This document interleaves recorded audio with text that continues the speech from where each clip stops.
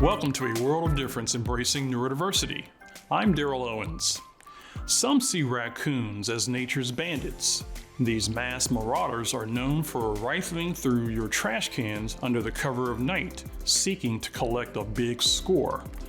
But there's one raccoon on PBS Kids who's not after your cast-offs. He's capturing children's hearts instead.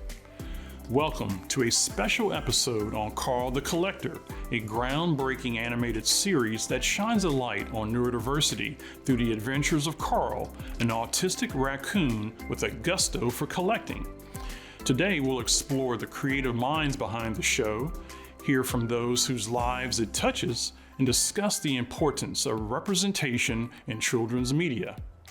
We've got a lot to show you, so let's get right into it. Zachariah O'Hora was already a famous children's book artist celebrated for his unique art style, but mix a personal experience with inclusive education with his passion for treasuring, and you've got the inspiration for a kids' cartoon series that's making a significant impact helping neurodivergent kids see themselves in Carl's collective adventures. For this, O'Hora is our latest difference maker.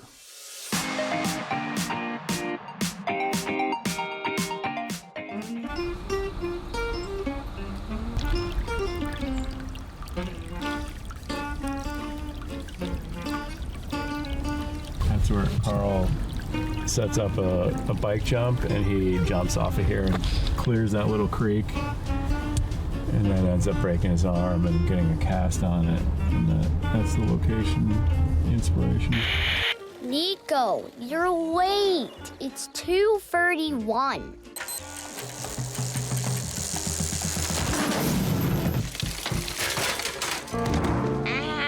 Ow. When I realized I wanted to be an artist, I was in third grade, and we had these art teachers come in, and they were all super rock and roll, and they just had us do this just really basic thing where like you put string under a piece of paper and you took a crayon, you colored over it, and whatever I did, I don't think it was anything special. She like went around to each desk and she picked mine up and she was all, you're an artist. And she's like, well, when's your birthday? And I told her. She's like, oh, you're a Scorpio. You're definitely an artist. And I was like, I guess I'm an artist now. Yeah. My name is Zachariah O'Hora. I'm a picture book illustrator and author, and also a show creator for a PBS show called Carl the Collector. I had this idea for a raccoon character because I'm just obsessed. I love raccoons.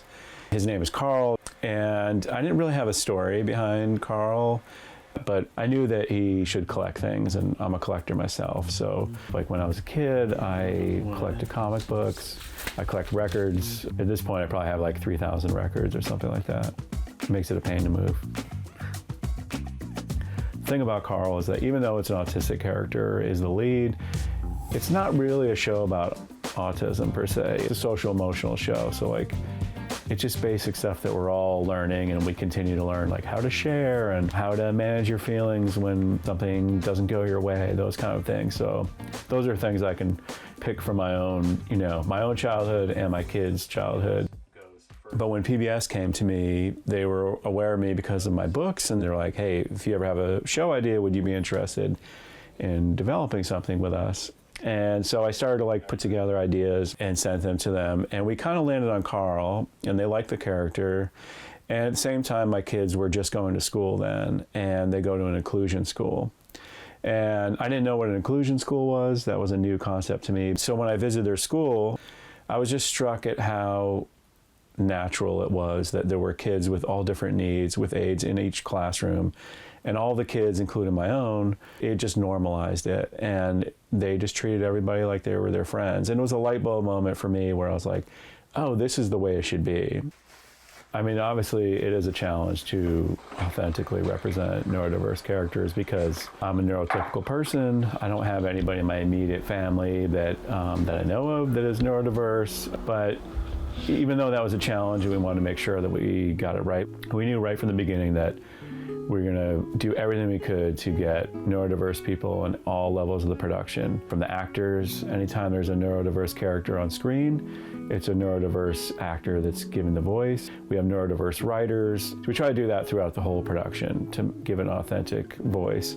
We've really been open to all the writers in the writers' room, like coming up with their own stories of like things that happen in their life, and then we kind of build on those stories. So those are automatically authentic because they're neurodiverse people telling us stories from their childhood.